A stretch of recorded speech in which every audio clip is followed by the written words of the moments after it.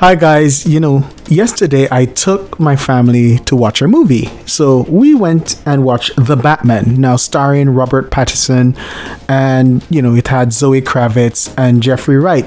Now, I've been a Batman fan for years, not an intense fan. I mean, I watched what was done in 1989. I thought the one with Michael Keaton, that was good. I was a kid then, and it was really cool.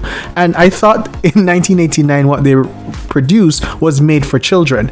This Batman was not really from the point of view of a child, because this Batman movie is more, I would say, it's not an origin story, but it's kind of showing how his persona developed, and a big theme of it is vengeance versus justice. And what the movie tried to show was that he started out with vengeance, and now how did he get to the point of being justice. Now I have a mild spoiler alert with this overview. I don't plan to release a lot in this overview about the film, but what I wanted to talk about is thematically what I saw and the quality of acting. Now, thematically, I can tell you this movie was dark, and you expect Gotham to be dark, and that was prevailing theme of the movie. It was just dark and gritty, and you wonder a lot of times, why would people even live in Gotham City? Because it's filled with criminals, and the only thing that can help them is this vigilante, this Caped Crusader that comes in and helps. And one of the things was, I think it's a very cinematic movie, and I'll explain what I mean. It's heavy on the senses of the audio, the scenery, everything. I turned to my daughter and I said, this reminds me of an opera. It's like a cinematic opera, and be prepared. It's 3 hours long, so this is a big investment. I went there, and I won't lie to you, I think I fell asleep for 5 to 10 minutes. I'm not sure when, but I was just recharged a bit. Didn't miss much, but yeah, I did fall asleep for about 5 to 10 minutes in the movie. But I can tell you, its theme, it's more from the point of view of the audience is an adult, because the characters are very complex. Back in 1989, the characters were more simple.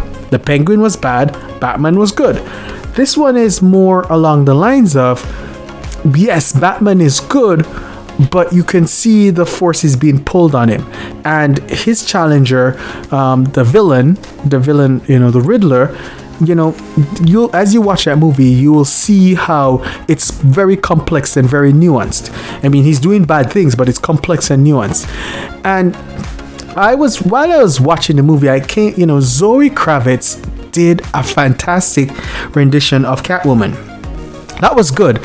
She was vulnerable. She was beautiful, sexy and strong and dangerous, because she was fantastic with her martial arts and all of that stuff. I thought that they really presented her well in this movie. I mean, and she's a good actor. I mean, I've watched her in a few series before. She did a HBO series, and she was quite good in that, and I see her graduate to a movie like this. She really owned this role as Catwoman, so kudos to her and how she really took it forward. I found that she was one of the most interesting characters, second to Robert Pattinson. Then you had Jeffrey Wright. Now, I am a fan of Westworld, and Jeffrey Pattinson was fantastic in Westworld. His mere innocence as Bernard, and figuring out what's the whole idea that he is within Westworld as a robot and not a human as he thought, and that innocence that he took into this movie as the plot unraveled was fantastic. This guy is a good actor, and I'm seeing him put in more and more films, because he can play those complex characters well, and he plays the good guy quite well.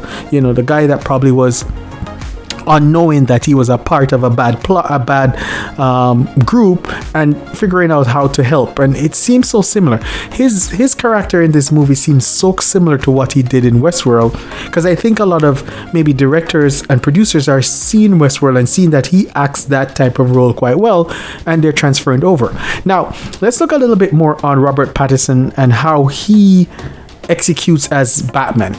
Now, I've watched Batman over the years. Michael Keaton, Christian Bale, George Clooney. I didn't think George Clooney was a good Batman. I thought, a friend of mine said, why would you put a mask over George Clooney? And that was a funny one. Anyhow, but yeah, Christian Bale did it well, and Michael Keaton did it well also. I would say that Robert Pattinson plays that dark, conflicted Batman. He did it quite well, and he put his signature on the role. I found in the movie that Batman was not necessarily a superhero. He had fantastic equipment. He was, skilled at what he was doing, but that type of gadgetry, it was not heavy on the gadgetry, which I've seen in the past. And even the car that he drove, when watching Batman back in 1989, that car was cartoonish. It elongated. It was meant for a younger audience. This car was I might say badass. It was a muscle car on steroids, and when you watch the film, you'll see that this movie is really targeted for adult audiences, because as you can see, there's no sex or blood or anything like that, but I would say it's for a more mature-minded audience. I don't see, a 13-year-old could watch this very easily, but it's a mature-minded audience, and it's meant like the Avengers to capture maybe a family with teenagers and adults, because I think there's something in there for everyone. I think that the chemistry of the cast was very good. As I said, it was very cinematic. The sound of the movie sounded more like a horror movie than anything else at parts. But as I said, fantastic plot. I think, and I said to my wife, last night, that the last 30 minutes of the movie, it seemed like it was an add-on. But you'll see that, when you watch it, it seemed more like an add-on. But I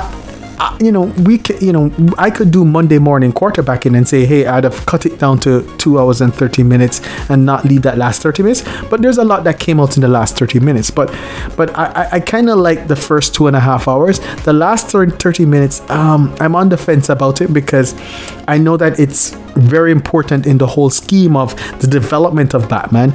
But I found that it was it was like a it's almost like perforated paper. You could tear it off and still have the movie, but when people watch it for themselves, they'll see. But this was a very good movie. I enjoyed it. I think we had dinner after, and we discussed it, and the very few movies cause us to do that.